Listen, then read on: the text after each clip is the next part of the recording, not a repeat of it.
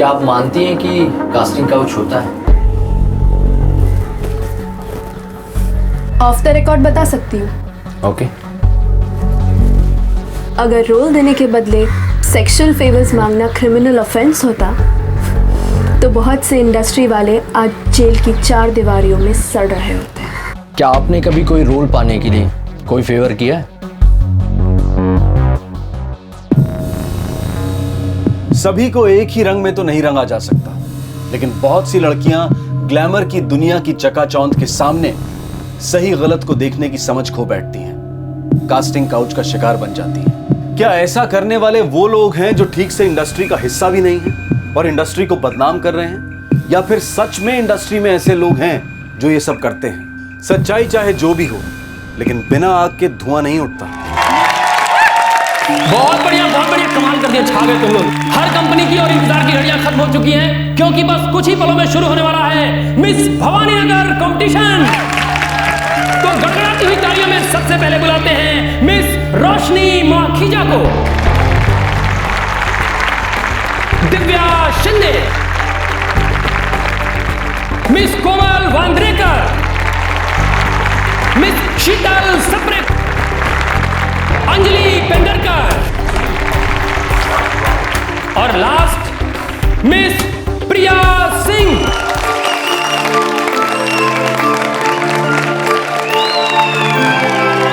All the best सबको, good luck.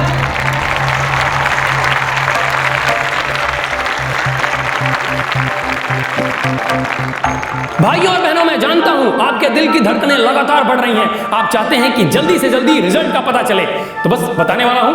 तो दोस्तों, आज के इस कंपटीशन की मिस भवानी नगर है वही जिन्होंने पिछले साल भी इस क्राउन को जीता था, आपकी, हमारी, हम सब की चहेती प्रिया सिंह।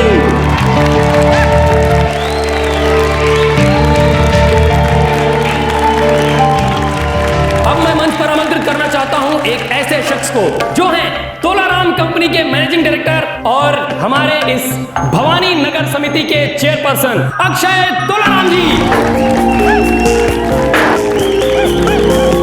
तालियां बजती रहे, तालियां बजती रहे।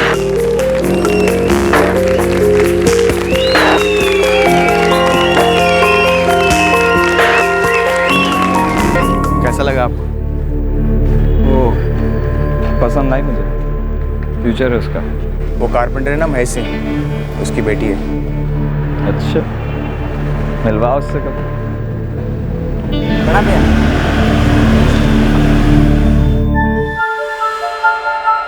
फर्स्ट ईयर में हूँ, BN college. Very good. Acting में इंटरेस्ट है? इंटरेस्ट अब बहुत छोटा होगा सर, ये तो मेरा पैशन है। ग्रेट। तो क्या सोचा है, बनना चाहोगी एक्ट्रेस? यही तो मेरा सपना है सर, एक्टिंग करना। बड़ी साफ जबान है तुम्हारी, अच्छा बोलती हो। तुम्हें देखते ही लगा था कि तुम में वो बात है जिसे इंडस्ट्री में एक्स फैक्टर कहते हैं। Thank you so much sir. Sir नहीं प्रिया, अक्षय। वैसे टीवी और फिल्म के बड़े बड़े डायरेक्टर मेरे दोस्त हैं, उन्हें भी नए टैलेंट की जरूरत होती है, कहते रहते हैं अक्सर मुझसे। You should try. Sir I would love to, बहुत इच्छा है मेरी। तो अपनी इच्छा को बाहर निकालो, एक बढ़िया सा पोर्टफोलियो बनवाओ। कहाँ बनवाओगे? यहाँ बनाते हैं, उसके बाद सही जगह पर भेजता हूँ मैं तुम्हें। बाकी टैलेंट तो कूट कूट के भरा है भगवान ने। प्रिया, तुम स्टार हो, स्टार, कोई नहीं रोक सकता तुम्हें। Note my words.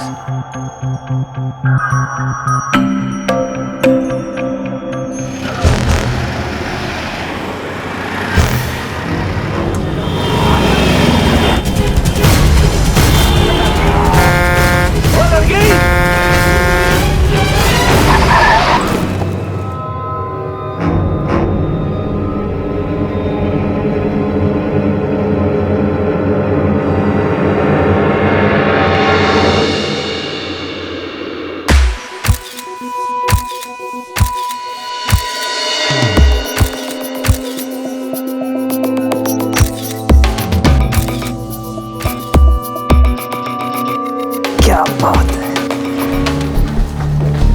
बहुत खूबसूरत हो प्रिया तुम। Thank you sir. फिर सर कहा तुमने? सॉरी अक्षय, अब ठीक है? सोना हो तुम, सोना। लेकिन पता है सोने में भी एक कमी होती है। पूछो क्या? क्या? खुशबू नहीं होती उसमें। उसके लिए कुछ करना पड़ेगा। तुम्हारी खूबसूरती में 4 चांद तब लगेगा जब वो खुलकर दिखेगी। सोने पे सुहागा।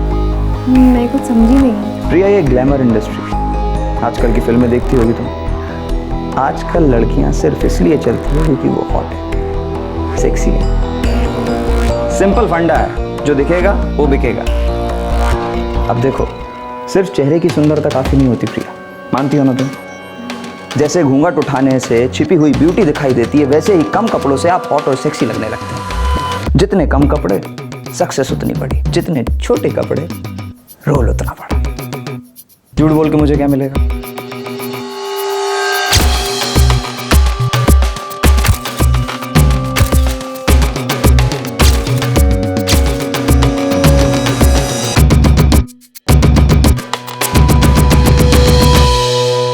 हॉट और सेक्सी।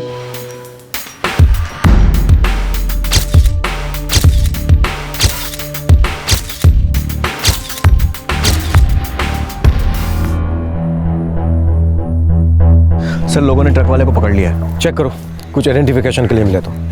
मैं ट्रक वालों से बात करता हूँ।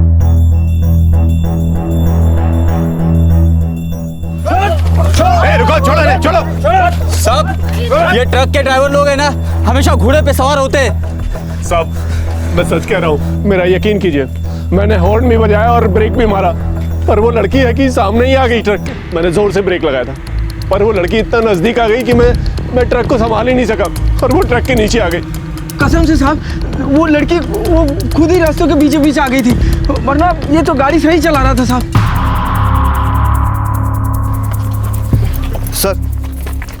सर, आईडी कार्ड मिला है। लड़की का नाम प्रिया सिंह है, घर का एड्रेस भी है। घर वालों को इन्फॉर्म कर दो। ये लोग बोल रहे हैं कि वो लड़की खुद ट्रक के नीचे है, पर मामला कुछ और भी हो सकता है।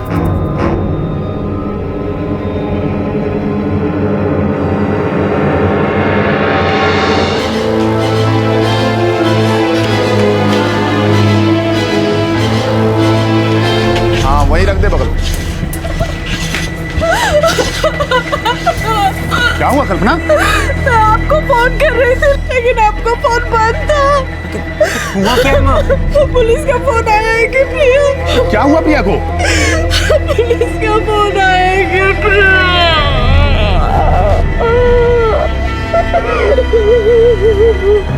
हाईवे पर ट्रक के नीचे आई। ड्राइवर और क्लीनर हमारी कस्टडी में है।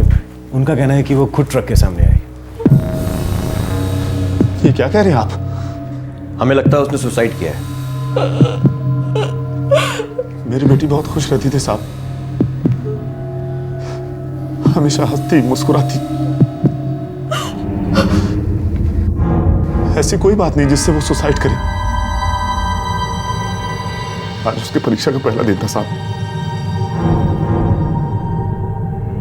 हो सकता है ट्रक के ड्राइवर और क्लीनर झूठ बोल रहे हो, लेकिन क्लीनर का कहना है कि उसने दूर से देखा वो सड़क के किनारे किसी से बहस कर रही थी, और जैसे ही ट्रक पास में आया तो दौड़कर सड़क के बीच में आ गया। ट्रक के ड्राइवर और क्लीनर भाग सकते थे, लेकिन भागे नहीं। फिर भीड़ इकट्ठा हो गई और उन्हें मारने पीटने लगी। उसका किसी से कोई, मेरा मतलब समझ रहे हैं ना, जिसकी वजह से वो ऐसा करने पर मजबूर हुई।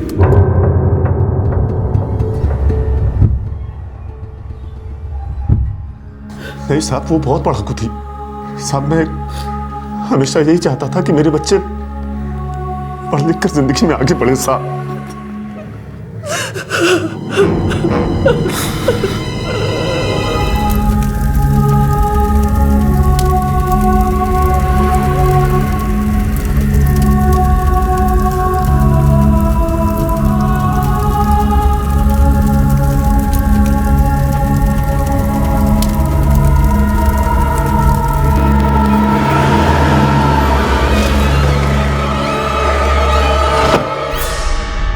पता नहीं सब प्रिया किसी से प्यार करती थी या नहीं, बट हाँ, बहुत दिनों से ना वो क्लासेस बंक करने लग गई थी।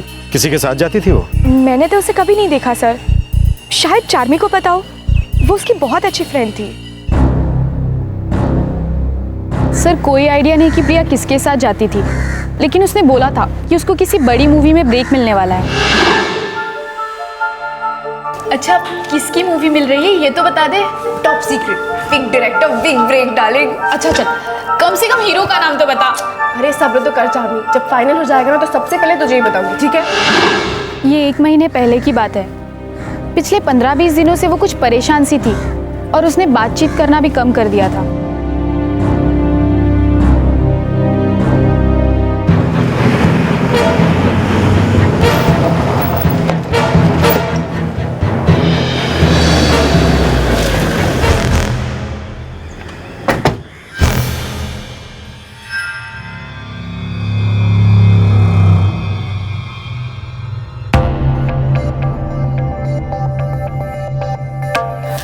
धक्का खा खा के परेशान हो गई हूँ अक्षय भाई, हमारी तो कोई सुनने वाला ही नहीं है। गिरजा बहन आप चिंता मत करिए, हम किस लिए बैठे हैं, आपका काम जल्दी हो जाएगा।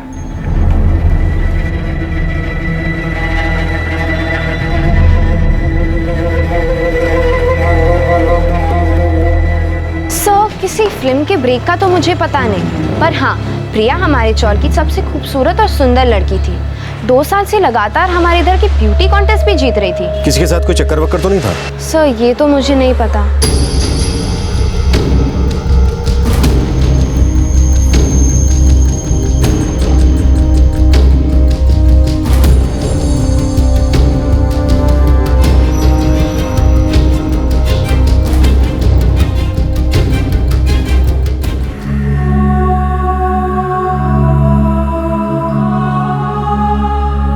इस बारे में कुछ नहीं पता। तुझे कुछ बताया था प्रिया ने इस एक्टिंग वैक्टिंग के बारे में? नहीं पापा, मुझे प्रिया ने एक्टिंग के बारे में कभी कुछ भी नहीं बताया था। उसने अपनी एक फ्रेंड को बताया था कि उसे किसी फिल्म में ब्रेक मिलने वाला था। तुम्हें बताया था इस बारे में कुछ? नहीं तो उसकी फ्रेंड ने हमें यह भी बताया कि पिछले 15-20 दिन से वो कुछ डिस्टर्ब थे।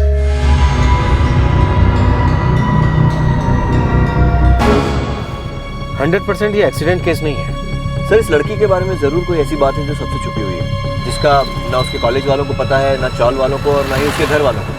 पर ऐसी कौन सी बात हो सकती है? फिल्मों में मिलने वाले काम से जुड़ी कोई बात हो सकती है। पूरी बॉडी का पोस्टमार्टम किया है मैंने sir. Are you sure? I am sure वो प्रेग्नेंट नहीं थी।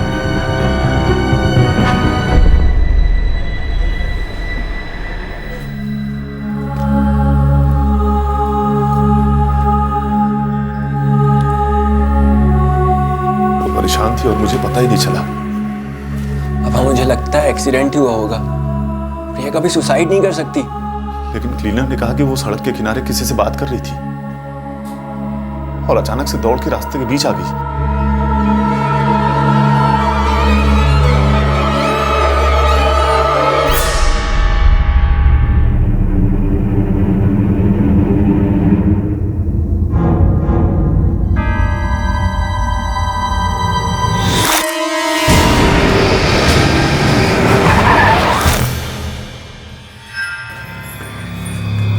क्या हुआ अक्षय? हाँ आप कुछ परेशान लग रहे हैं। नहीं नहीं कुछ नहीं।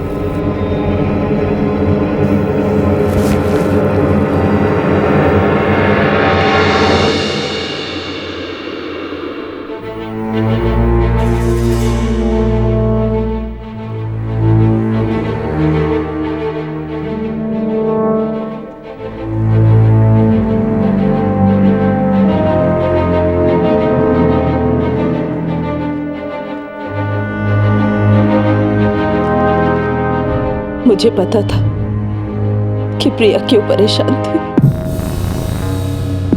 क्यों परेशान थी वो?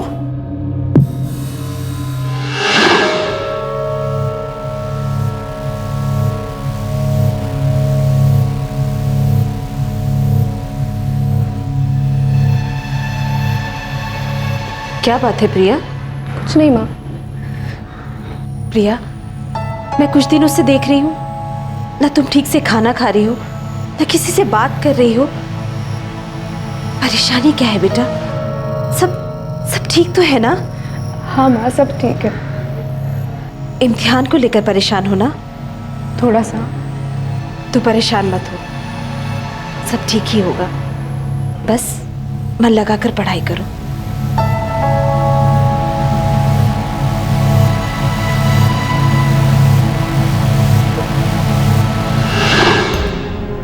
मुझे तो यही पता था कि प्रिया अपने इम्तिहान को लेकर परेशान थी। फिर किस बात से परेशान थी वो?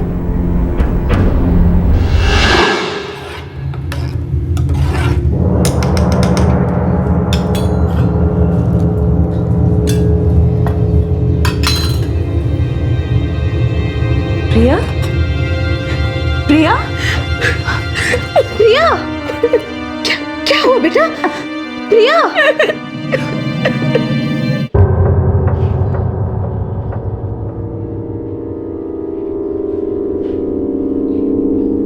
कब से चल रहा है ये सब प्रिया? उस चॉल के कंपटीशन के बाद मैं उसे मिली थी।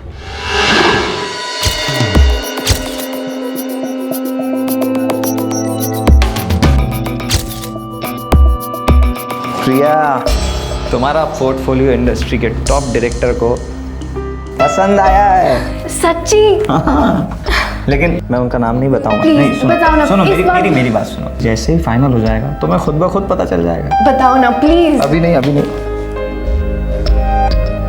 मुझे लगता है तुम फिल्म में फाइनल हो जाओगी। सच में? और बड़ी स्माइल।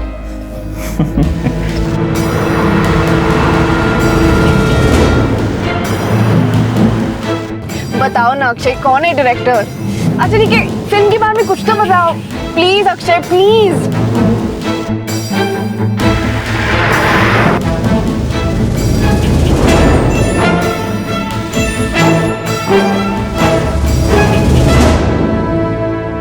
बताओ ना अक्षय, किससे मिलवा रहे हो? प्लीज अक्षय बताओ ना, कुछ तो बोलो। पेशेंस, धैर्य, सब्र, इनमें बड़ी ताकत है और तुम्हें जल्दबाजी बहुत रहती है।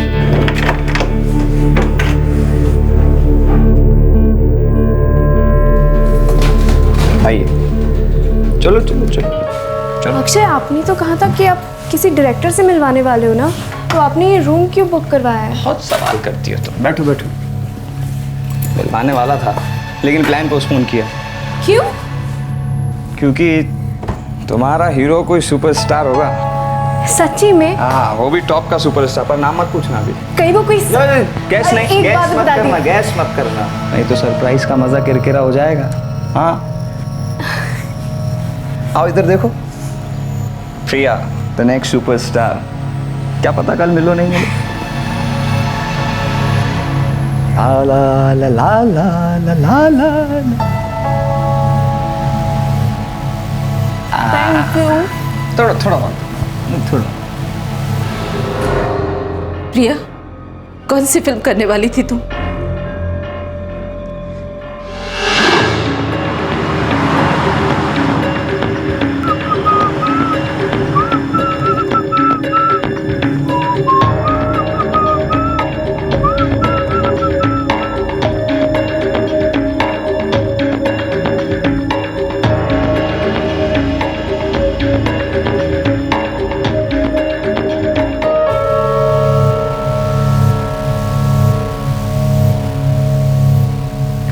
प्रिया, वो डायरेक्टर और हीरो के बीच में अनबन हो गई है। फिलहाल फिल्म पोस्टपोन हो गई। अक्षय, अब तक आपने मुझे डायरेक्टर और हीरो के नाम भी नहीं बताए। जब तक मामला फाइनल नहीं हो जाता प्रिया, मैं नहीं बता सकता। पर तुम चिंता मत करो, मैं तुम्हें बड़ा ब्रेक जरूर दिलवा कर रहूँगा। Trust me. माँ, मैं समझ गई थी कि वो मुझे बेवकूफ़ बना रहा था, खेल रहा था वो मेरे साथ, इसलिए मैंने उसके पास जाना बंद भी किया। लेकिन क्या प्रिया?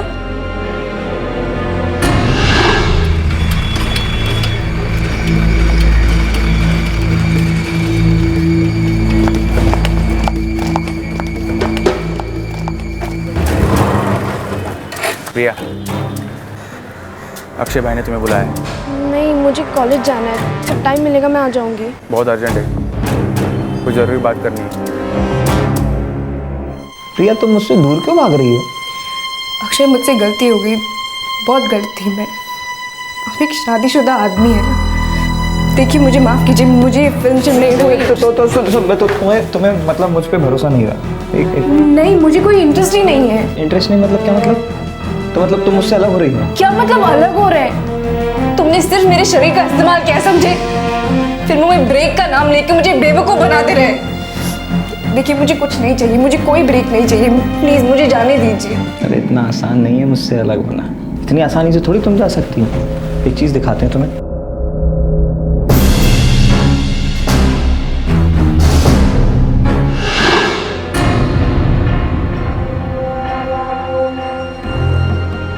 उसने मुझे धमकी दी थी। अब सोचो, ये वीडियो अगर तुम्हारे माँ बाप भाई इनके पास पहुंच जाए, क्या बीतेगी? टूट जाएंगे बेचारे, संभाल ही नहीं पाएंगे अपने आप।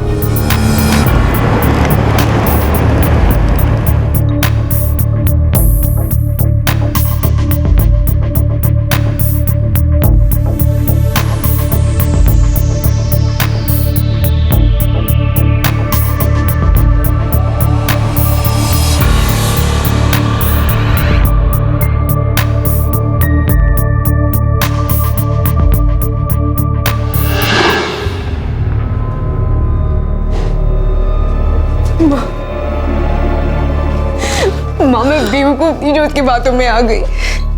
मैं समझ गई थी कि मुझे ये सब नहीं करना चाहिए था, पर मैं क्या करती।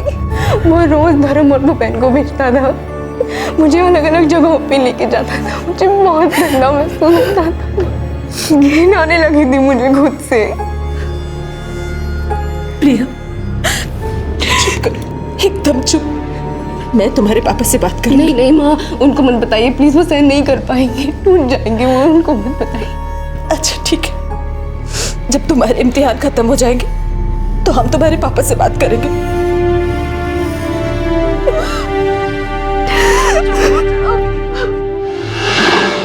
मैंने सोचा कि इम्तिहान के बाद बात करेंगे,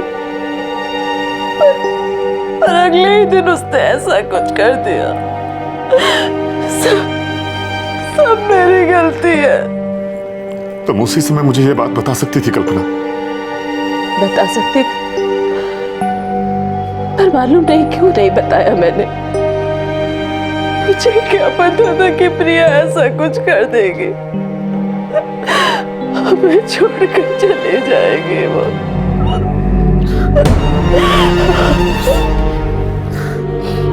अक्षय तोलाराम कंपनी का एमडी, लोकल समिति का चेयरमैन। जी साहब। चिटफंड किंग नयनसुख तोलाराम का बेटा। जी, वो बहुत बड़े लोग हैं साहब। विशाल सर, तुम उसके फोटो स्टूडियो पर डालो, वहां के सारे कंप्यूटर जब्त करना। मैं उसके घर जाता हूं। सर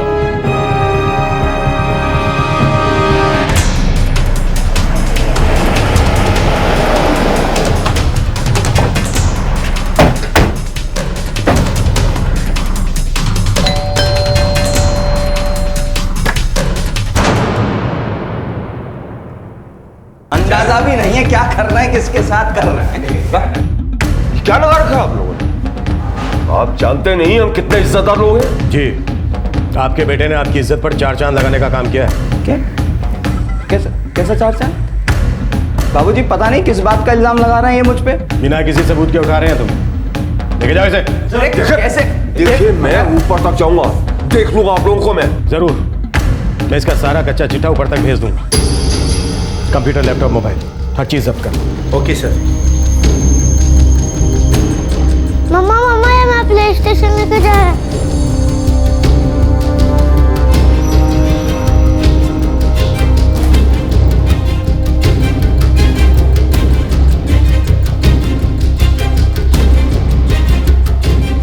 ये 2 ही कैमरे हैं साहब। सब प्रिंट्स भी निकाल, सारे फोटोग्राफ्स के।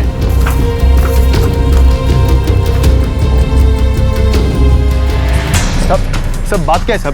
सब हुआ क्या? सब चल बात आता देखो। अरे साहब लेकिन हुआ क्या है?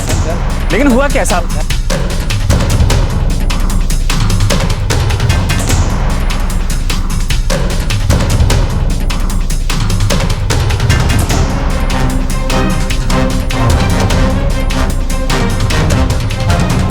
सर सारे कंप्यूटर्स, मोबाइल्स वगैरह चेक किए हैं। कम कपड़ों में काफी सारी लड़कियों की तस्वीरें मिली हैं, पर अश्लील वीडियो, एमएमएस ऐसा कुछ नहीं है। Phone records?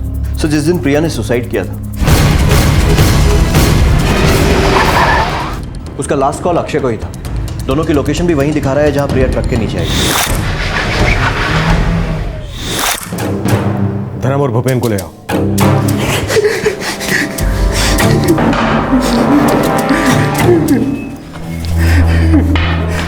सब सच बताता हूँ। अक्षय भाई ने ऐसी बहुत सी लड़की लोग को फंसाया है। पर हमने कुछ भी ऐसा वैसा नहीं किया लड़की के साथ। अच्छी चमचागिरी नहीं भाई। कहाँ लेकर जाता था वो लड़कियों को? सब वो अलग अलग लॉज में, होटल में। प्रिया को भी लेकर गया? जी सर। सारी लॉज और होटल के नाम बताओ।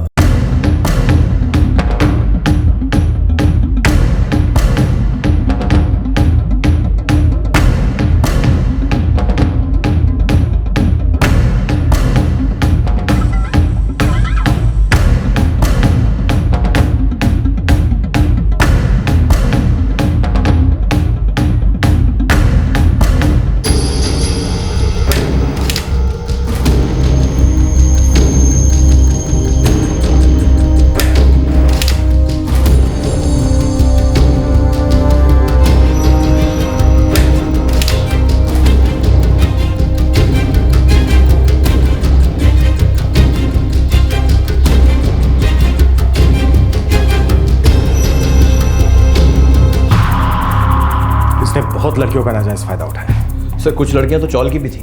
अजीब है ना? ना उन्होंने इसके बारे में आपस में कोई बात की, ना ही कोई कंप्लेन की। सर पावरफुल आदमी है और बाप का भी बड़ा रसूख है। इसके रसूख को थोड़ा सुखाते हैं। ले आओ इसे। ए फिल्मी चक्कर, एक भी झूठ बोला ना तो तेरी हड्डी पसली कर दूं। पुलिस थाने के स्पेशल इफेक्ट नहीं देखे हैं तूने अभी तक? चल बोल, प्रिया ने तेरी वजह से सुसाइड किया ना? सर मैं झूठ नहीं बोल रहा हूँ सर। मैं मानता हूँ सर प्रिया के साथ मेरे संबंध। मैं ये भी मानता हूँ सर कि फिल्मों में ब्रेक दिलाने के लिए मैंने प्रिया को वादा किया था, पर सर संबंध?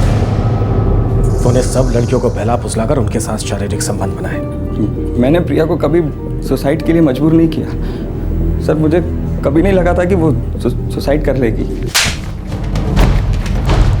तूने उसे इतना टॉर्चर किया कि वो इस सब करने पर मजबूर हो गई। सर मुझे पता नहीं था वो ऐसा कुछ करेगी।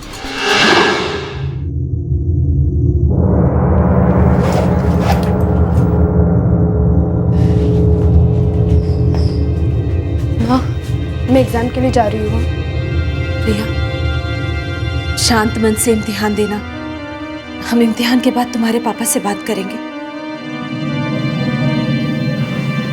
खुश रहो।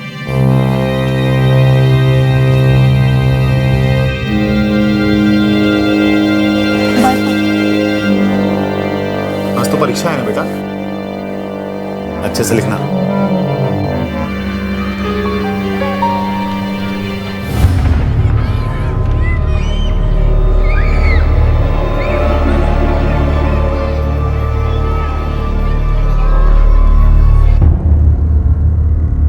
पेपर कैसा गया तेरा?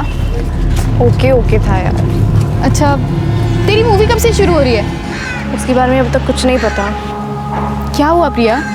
तू कुछ डिस्टर्ब है क्या आजकल? नहीं ऐसी कोई बात नहीं है। मैं निकलती हूँ। हाँ ओके बाय, टेक केयर।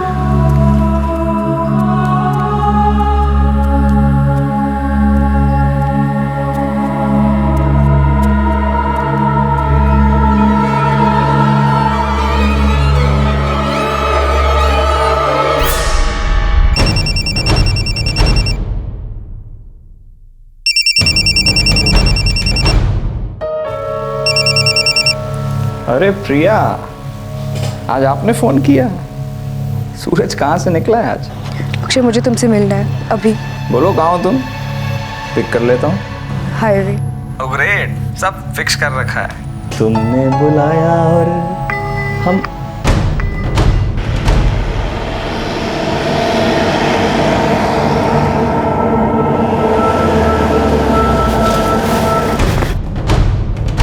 आइए मैडम, बैठिए। मुझे यहीं पे बात करनी है। अरे आजा अंदर। अक्षय मुझे यहीं पे बात करनी है।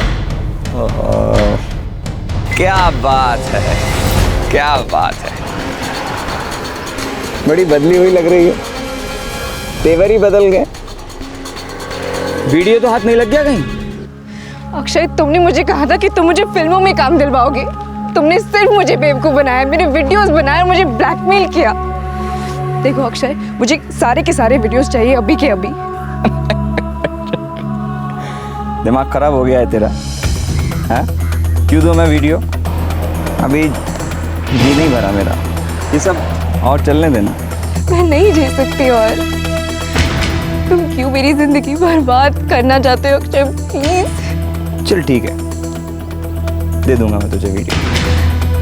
Thank you. लेकिन तुम मुझसे मिलना बंद तो नहीं करोगी ना?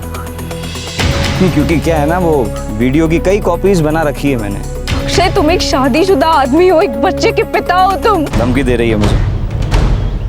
बीवी बच्चों की धमकी दे रही है? उनके पास जाके बोलना है तुझे? हाँ, जा जा जाके बोल दे, बोल दे। कौन मानेगा तेरी बात?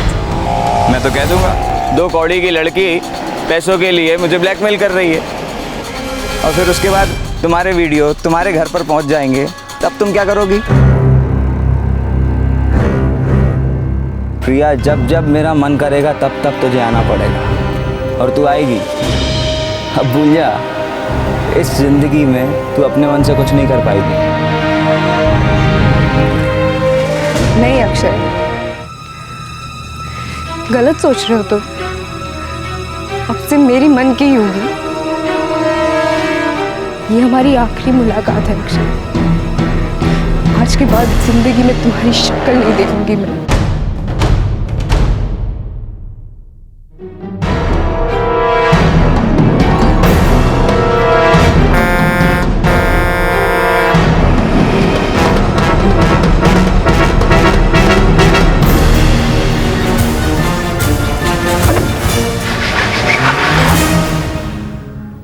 कहाँ हैं सारे वीडियोस?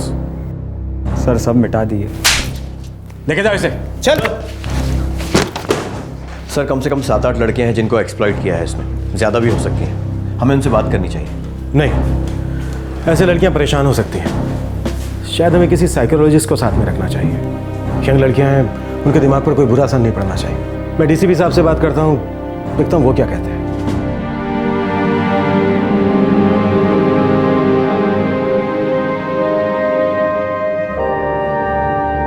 बड़ी गलती हो गई मुझसे। मुझे आपको तुरंत बता देना चाहिए था।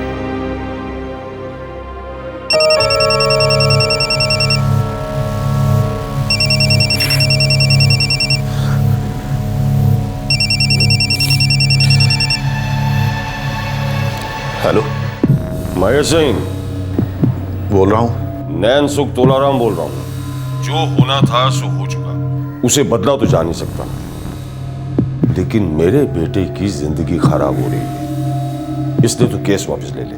मेरी बेटी तो चली गई ना, ये नहीं हो सकता। जितने पैसे चाहिए ले ले। और एक बात और सुन महेश, मैं तो अपने बेटे को किसी ना किसी तरीके से छुड़वा ही लूंगा, लेकिन अगर तू केस वापस ले लेगा तो तेरा टाइम भी बचेगा और तुझे पैसे भी मिल जाएंगे। नहीं तो जिंदगी भर लकड़ी छील छील कर कितना पैसा कमा लेगा तू? मेरी फिक्र छोड़ो, अपनी देखो। जो कर सकते हो कर लो। अब आपके बेटे को तो बाहर निकलने नहीं दूंगा कभी।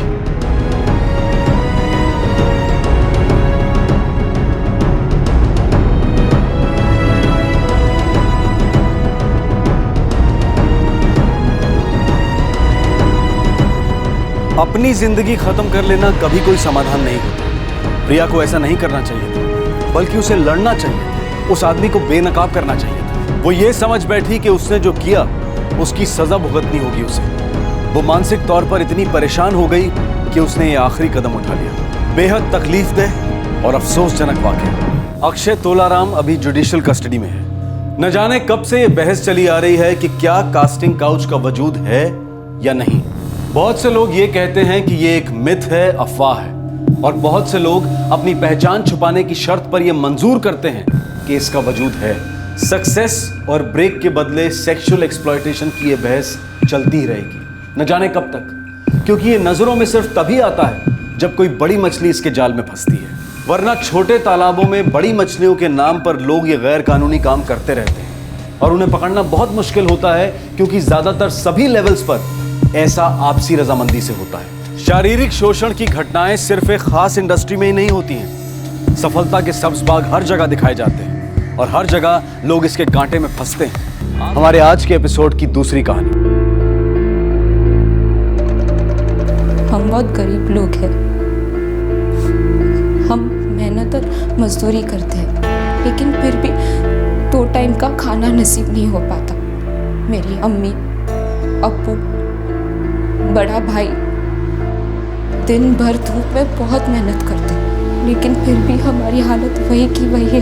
FDI से रोजगार बढ़ेंगे, हमारी इकोनॉमी को फायदा होगा, उद्योग पनपेंगे फलेंगे। देखिए 2014 में फिर हंग पार्लियामेंट होगी, किसी को पूर्ण बहुमत नहीं होगा, आगे कोलिशन धर्म ही और मजबूत होगा। इसलिए जो भी ऐसी सरकार का नेतृत्व करेगा उसकी छवि एक धर्मनिरपेक्ष नेता की होना जरूरी है। सी एड्स ने हमेशा औरत को एक ऑब्जेक्ट की तरह ट्रीट किया है, हमेशा as if she is an object of desire only. Safety pin से लेके हवाई जहाज तक के हर एक एडवर्टाइजमेंट उठाकर देख लीजिए। हमने हमेशा हर वक्त सरकार से कड़े कदम उठाने की मांग की है। देश और समाज में महिला की अस्मिता के लिए हम हमेशा प्रयासरत रहे हैं। We are looking at the mid segment whose purchase power has phenomenally increased in the last 10 years. Our luxury car segment remains strong, but we would like to hit the small car segment as well. देश का भविष्य अगर कहीं छिपा है तो छिपा है युवा शक्ति में। आज का युवा तय करेगा कि देश में कैसी राजनीति हो, और वो युवा हमारे साथ। Look at the population. Look at the population. जरा हमारी जनसंख्या का अंदाजा लगाइए, उसके सामने पुलिस फोर्स की गिनती कीजिए,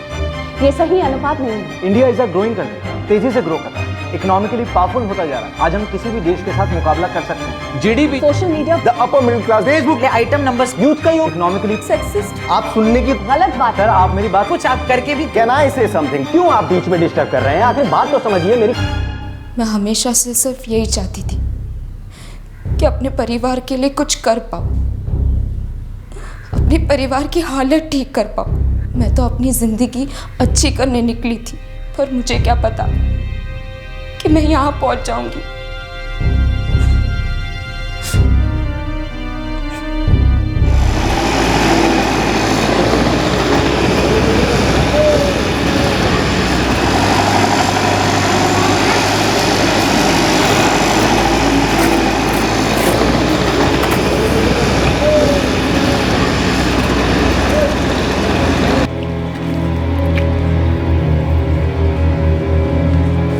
देख, अगर तुझे इतनी परेशानी हो रही है, इतनी चिंता हो रही है, तो सौरभ को फोन करना, सब सच पता चल जाएगा।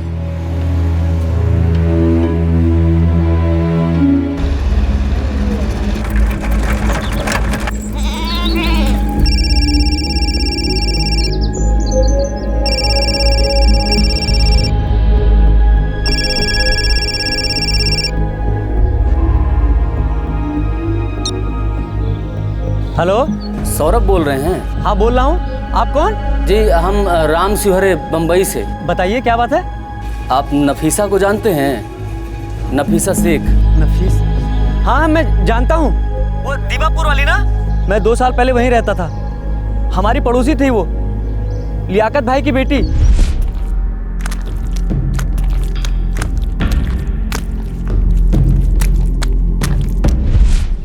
क्या बात है, कुछ हुआ है क्या नफीसा को? नहीं, वो हम ऐसे ही बस पता करने के लिए फ़ोन किए थे। जी नमस्ते।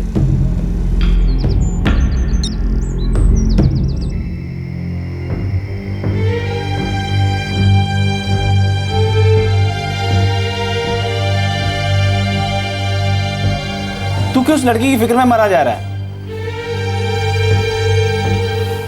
हम कल गांव जा रहे हैं।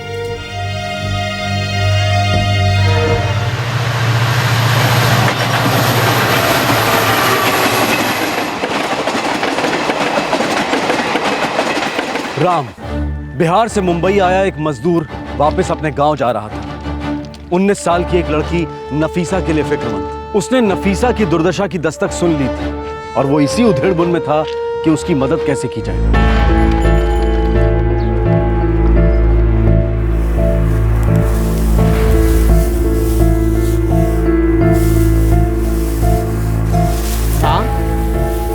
राम, हे बाबू। हाँ बाबूजी। क्या बात है बेटा, कोई चिंता तुमको अंदर ही अंदर खाए जा रही है?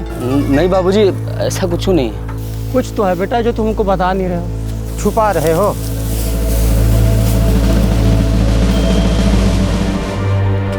25 का हो गया हमार बेटवा, एगो अच्छी सी लड़की देखकर अब इसका ब्याह कर दीजिए। बम्बई में न जाने कहाँ उल्टा सीधा खाता होगा बचवा। देखिए तो कितना दुबरा हो गया हमार बेटा।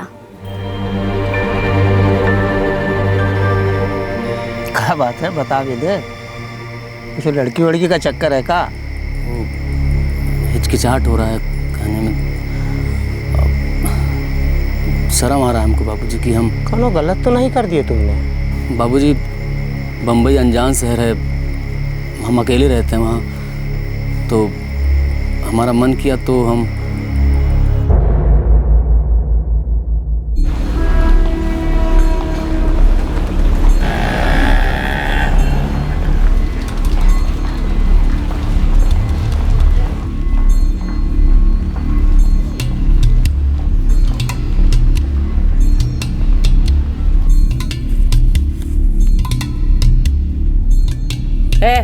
देख तो कौन खाली है?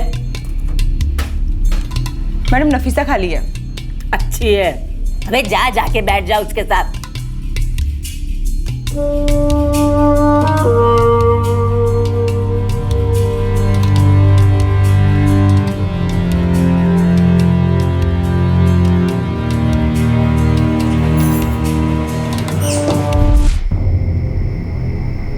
तो तुम इस नफीसा के चक्कर में परेशान हो? समझ नहीं आता क्या कहें तुम्हें। तुमने तो हमें शर्मिंदा कर दिया।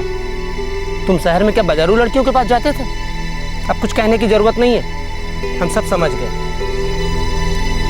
तो तुम क्या इस नफीसा के प्यार व्यार में पड़ गए हो? अरे नहीं बाबूजी, हमको गलत मत समझिए। हम कोई प्यार व्यार नहीं करते हैं उससे, और ना ही शादी करना चाहते हैं। फिर क्या बात है? वो बाबूजी, हम उसके पास कई बार गए, महीना में कुछ 15 दिन। अब बाबूजी, हम मुंबई में अकेले रहते हैं और वहाँ रह के आप लोगों का हर रोज़ बहुत याद आता है। पूरा दिन दोपहर में काम करके पक जाते हैं। अब जब हम नफीसा के पास गए तो हमको अच्छा लगा, उसके साथ खुशी मिलने लगी हमको। क्या कहना चाह रहे हो? हमारे समझ नहीं आ रहा कुछ। नफीसा बहुत अच्छी लड़की है बाबूजी, वो बिल्कुल वैसी नहीं जैसा उसे बना दिया गया है। उसके साथ तो बड़ा ज़बरदस्ती हुआ है।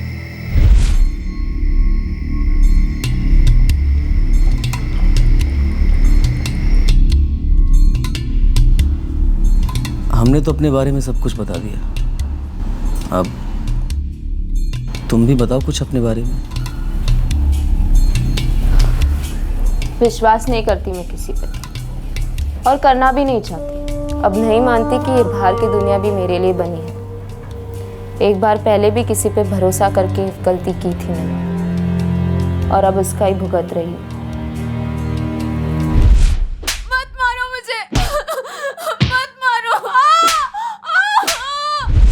1 महीना हो गया तुम्हें यहाँ आते हुए। इंसान है हम, थोड़ा लगाव तो हो ही जाता है। पर मैं इतनी भी पागल नहीं हूँ कि किसी को और ही कुछ समझने लगूँ। तुम्हारे और मेरे बीच सिर्फ ये बिस्तर और कुछ रातें हैं, और कुछ नहीं। अरे बात क्या है, साफ साफ कहो ना। मैंने मान लिया है कि मुझे अब यही सड़ना है, और यहाँ से निकलने का कोई रास्ता भी नहीं है। अरे लेकिन यहाँ से निकलकर जाना कहाँ चाहती हो? अपने परिवार के पास। परिवार है तुम्हारा। तुम्हारी तरह अम्मी है, अब्बू है, भाई है। कहाँ? आसाम में। तो तुम उनको छोड़ के यहाँ काहे चली आई? छोड़कर नहीं चली आई, अपनी ज़िंदगी अच्छी करने निकली थी, ताकि हम सब पेट भर खा सके और ढंग से जी सके।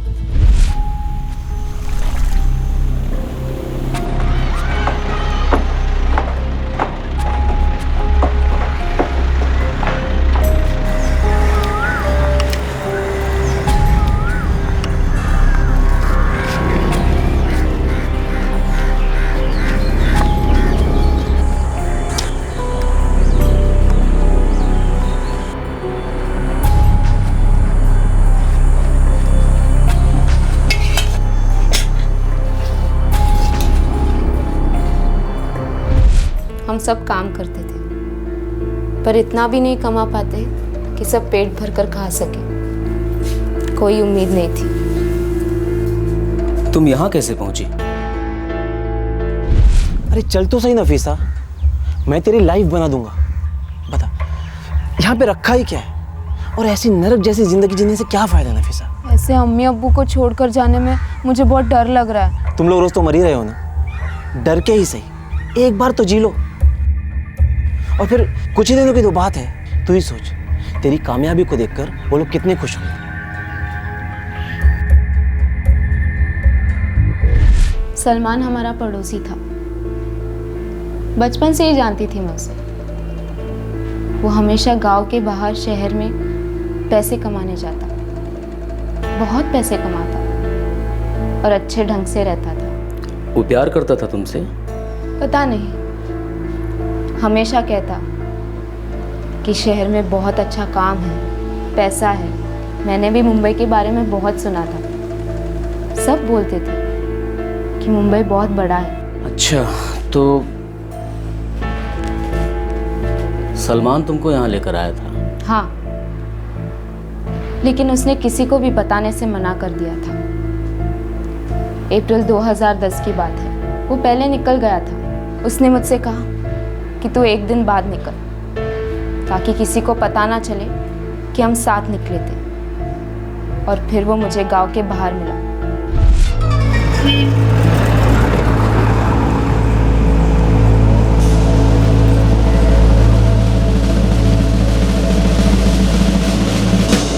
किसी को बताया तो नहीं? चले फिर। हाँ।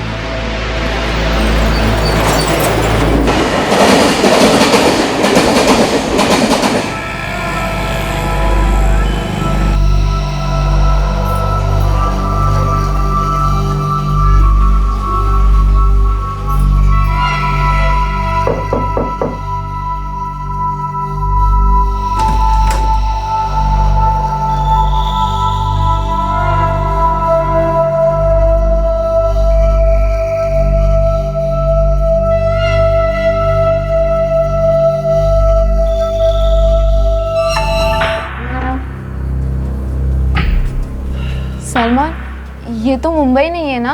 हाँ, ये पूना है। मुंबई से 2 घंटे की दूरी पर है, पास में ही मुंबई के। और ये जो जिनसे हम लोग अभी मिले ना, वो आयशा मैडम। अब वही तुझे काम देंगी और अच्छा पैसा भी देंगी, ठीक है? अच्छा सुनो, मुझे अभी जाना होगा, मुझे ज़रा काम है, तुम यहीं रुको। और आयशा मैडम मुझे बहुत अच्छे से जानती है, तुम बिल्कुल फिक्र मत करो, चिंता मत करो, तो तुम्हें डरने की ज़रूरत नहीं। सलमान, अम्मी अब्बू और भाई बहुत परेशान हो रहे होंगे ना?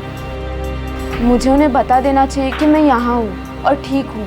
अरे नफीसा, तू पहले काम तो शुरू कर, हम उन्हें बाद में बता देंगे। और बताना क्या, बुला लेंगे उन्हें, ठीक है?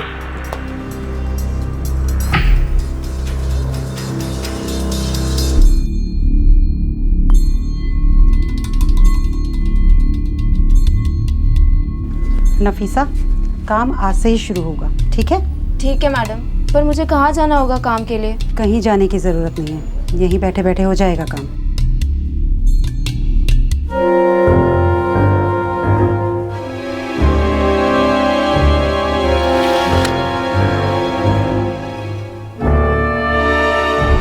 उस आदमी ने मेरे साथ ज़बरदस्ती की। मैं चीखी, चिल्लाई, रोई, कुछ फ़ायदा नहीं हुआ।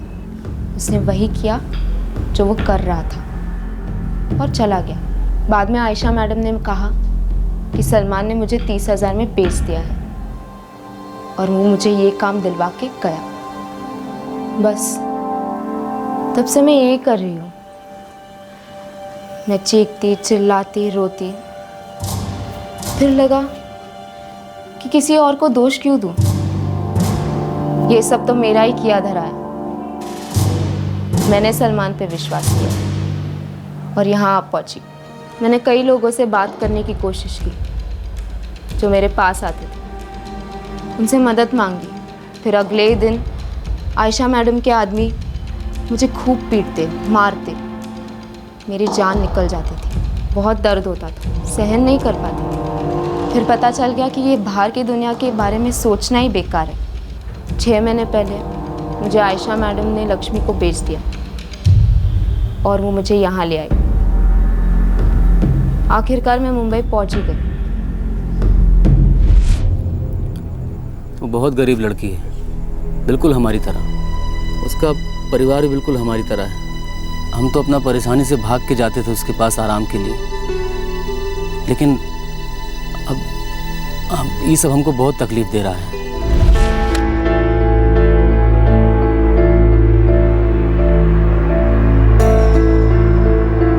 मैं दीबापुर आसाम की हूँ। तुमने अपने अम्मी अब्बू भाई किसी को फ़ोन करके बताया? किसी के पास कोई फ़ोन नहीं है। कोई पड़ोसी किसी के पास तो होगा फ़ोन गाँव में? हाँ, सौरभ दादा के पास फ़ोन है।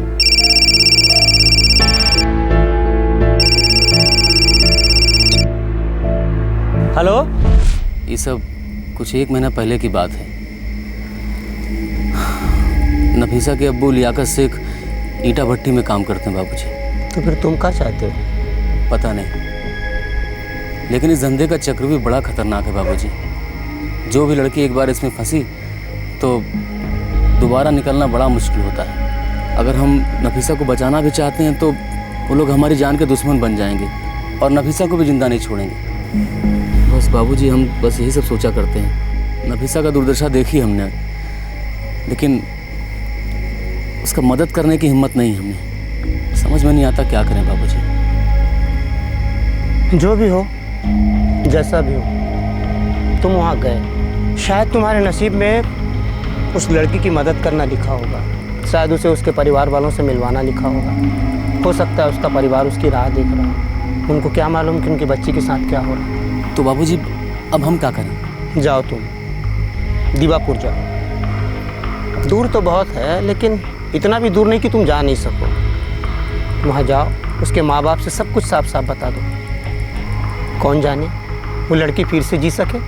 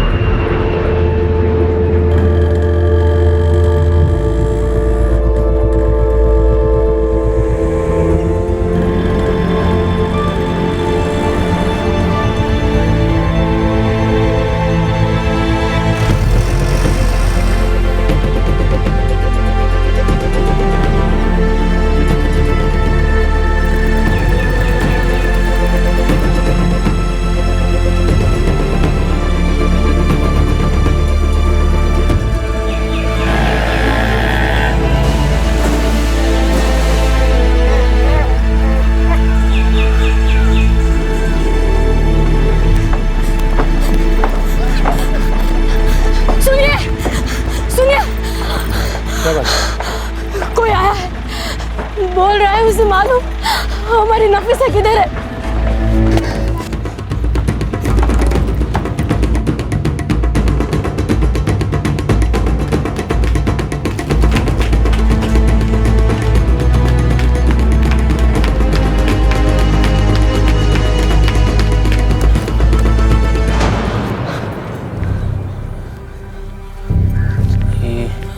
आपकी बेटी नफीसा है ना?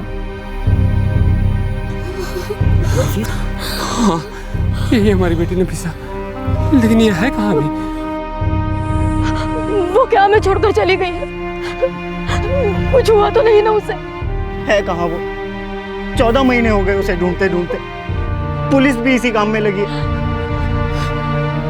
आप कौन है? जी, हमारा नाम राम सिवहरे है। हम बम्बई से आए हैं। आपकी बेटी नफीसा बम्बई में है। बम्बई में? बम्बई बहुत दूर है यहाँ से। लेकिन वो कर क्या रही है वहाँ? क्या करती है वो उधर? जी, वो घर से भाग के नहीं गई थी, बल्कि उसको फंसाया गया था। फंसाया गया? क्या? लेकिन किसने? और वो भी है कहाँ?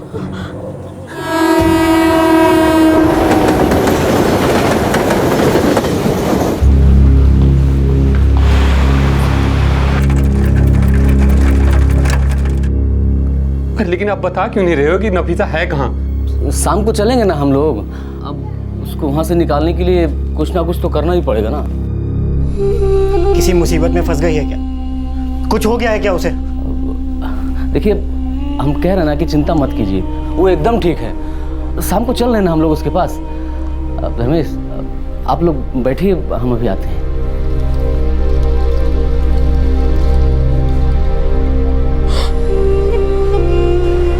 तूने उन्हें बताया नहीं?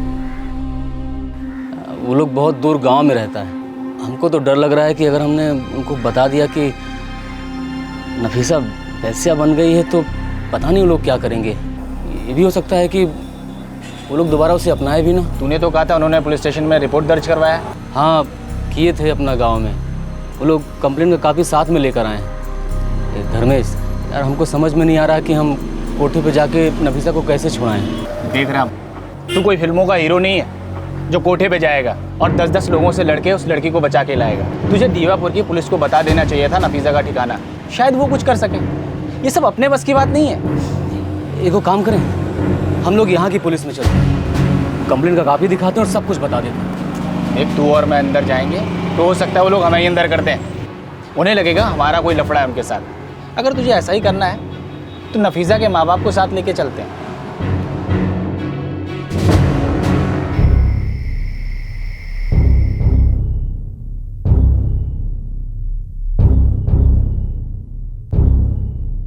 राम, राम ऐसी क्या बात है? आप हमें इतनी दूर लेकर आए हो तो फिर नफीसा से क्यों नहीं मिला रहे? हम एक बात छुपाए आप लोगों से, वहाँ गांव में भी नहीं बताए।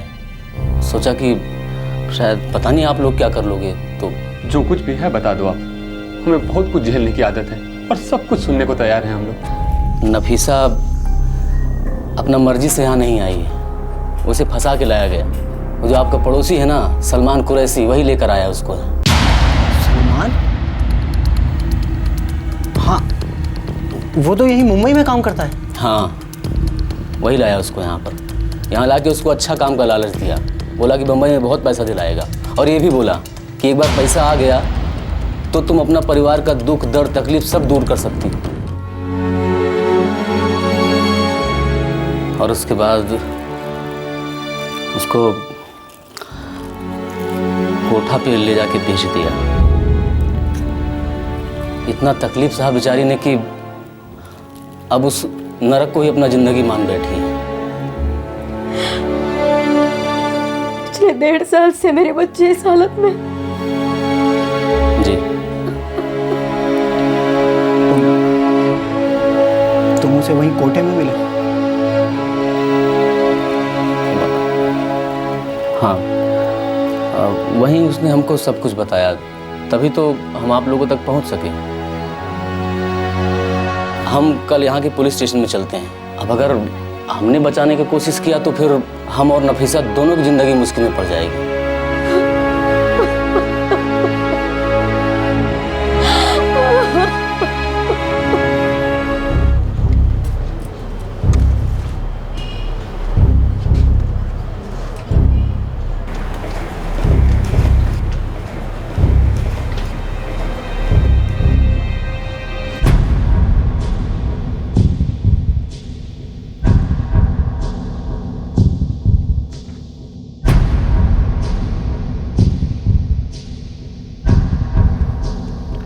तो नफीसा से विकरौली में मिला था? जी जी साहब। गणेश टेकरी एरिया में? जी। लास्ट टाइम कभी मिला था? कोई 3 हफ्ता पहले मिले थे, जब वो अपने गांव जाने से पहले। कितने दिनों से तेरा वहाँ आना जाना था? साहब कोई 2 महीना पहले से, अप्रैल 2011 में हम मिले थे उससे। हमेशा उसी के साथ बैठता था? जी साहब।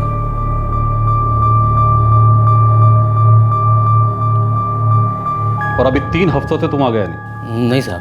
देखो, लड़की को तुम वहां से निकाल लेंगे, लेकिन हमें पहले पक्का करना होगा कि नफीसा अभी भी वहां है कि नहीं। क्या मतलब सर? मतलब ये कि लड़का लगातार लड़की के पास जाता था और अभी 3 हफ्तों से गायब है। बहुत होशियार होते हैं लोग इन मामलों में। जरा सी बात हुई कि सब इधर उधर कर देते हैं। तो पहले हमें ये पता करना पड़ेगा कि लड़की वहाँ है भी या नहीं। क्या उन लोगों ने उसे कहीं आगे करवा दिया? और अगर ऐसे ही छापा मारते और लड़की वहाँ नहीं मिली तो वो लोग आगे खबर करवा देंगे। शायद उस वजह से नफीसा को तकलीफ भी हो सकती है। समझ रहे हैं ना आप? जी साहब। 1-2 दिन का टाइम दीजिए, हम अच्छी तरह से तहकीकात कर लेते कि नफीसा वहाँ है और सही सलामत है कि नहीं। साहब हम जाके पता लगाएं? ऐसा किया तो उन्हें पता चल जाएगा कि नफीसा तुम्हारी वजह से बाहर हुई है, फिर वो तुम्हारे पीछे पड़ जाएंगे। बेकार में मुसीबत में आ जाओ।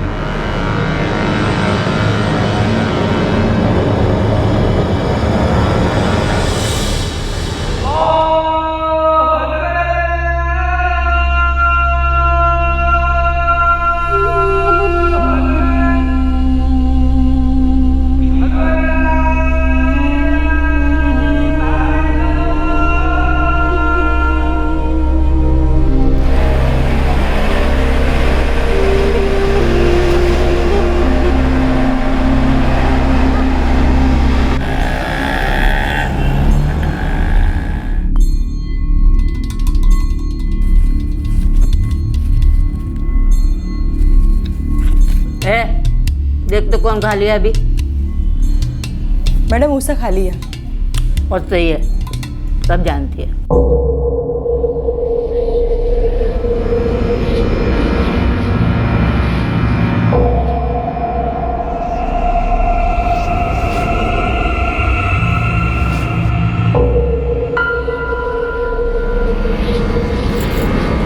तू फिर आएगा ना? हाँ जरूर आऊँगा।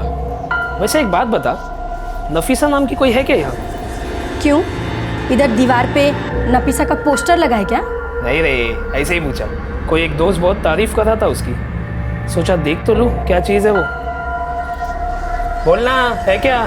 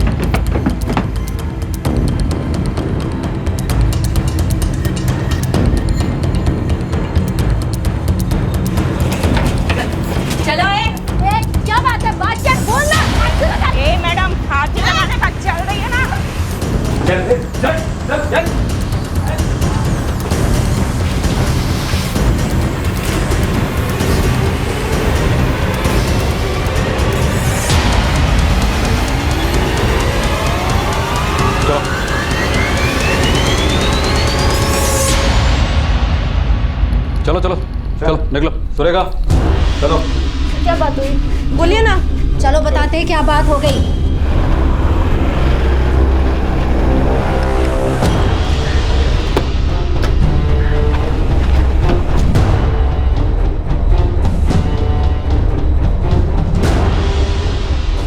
अरे मुंह से बोलना, हाथ क्यों लगा रही है? मुंह से बोल।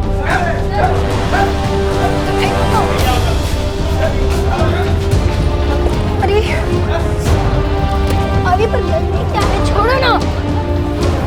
बैठ के बात करते हैं ना, क्यों खाली के लिए टाइम वेस्ट करने का? अरे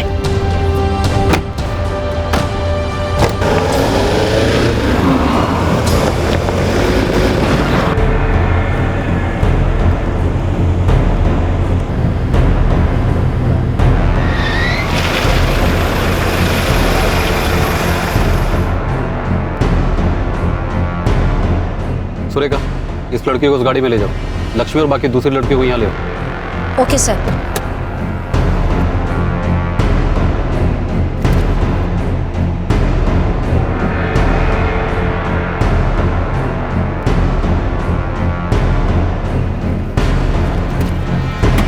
चल बैठ।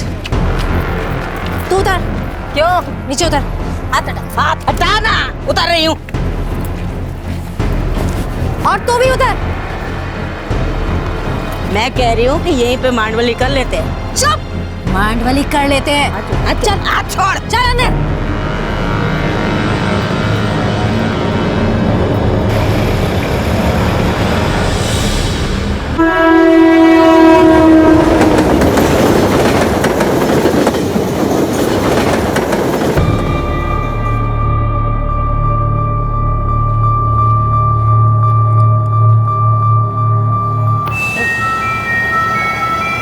कैसा? मैं कहती हूँ कि जो करना है यही कर लो, मतलब जो भी पैसे का लेन देन है, काहे को खाली पीली टाइम वेस्ट करने का। हाँ, धंधे का टाइम है। टाइम खत्म हो गया तेरा धंधा फिनिश।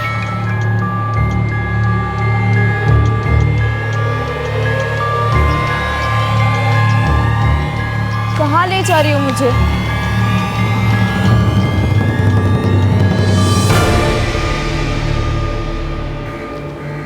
वो रे नफीसा,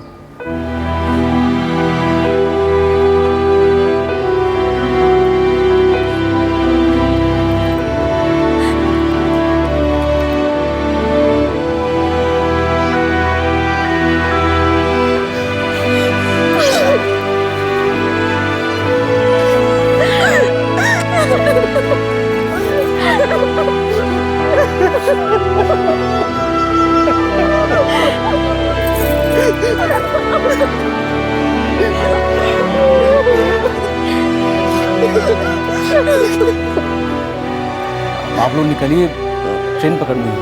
क्या कर रहे हैं? जाइए।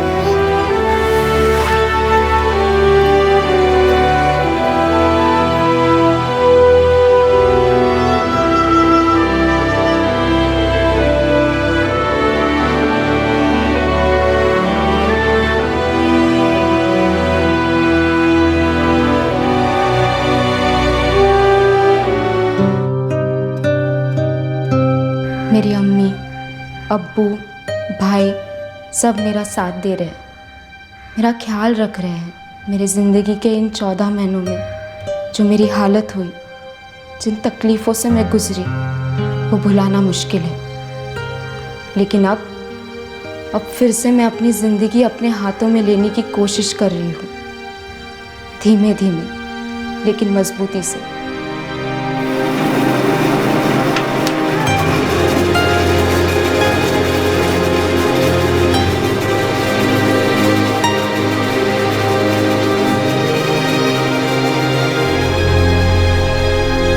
नफीसा वापस अपने गांव, अपने माँ बाप के पास लौट चुकी है। राम जहां काम करता था, उसने वापस वहां पर काम करना शुरू कर दिया है। नफीसा और उसके परिवार को गांव वापस भेजने की टिकट के लिए उसने अपने ठेकेदार से उधार लिया था। वो वहां काम करके उस उधार को चुका रहा है। लक्ष्मी, जो नफीसा से मुंबई में देह व्यापार करवा रही थी, वो पुलिस कस्टडी में है। और सलमान कुरैशी ने नफीसा को जिसे बेचा था, उस औरत आयशा को भी ट्रेस कर लिया गया है और वो पुलिस हिरासत में है। लेकिन सलमान कुरैशी अभी तक फरार है। उसके बारे में यह भी पता चला है कि गांव से गरीब लड़कियों को फंसाकर उन्हें देह व्यापार के धंधे में बेचना उसका पेशा है, पर वो अभी तक पुलिस के हाथ नहीं आया है। आखिर राम को नफीसा की इतनी चिंता क्यों थी? वो क्यों उसके परिवार को ढूंढता ढूंढता आसाम तक पहुंच गया?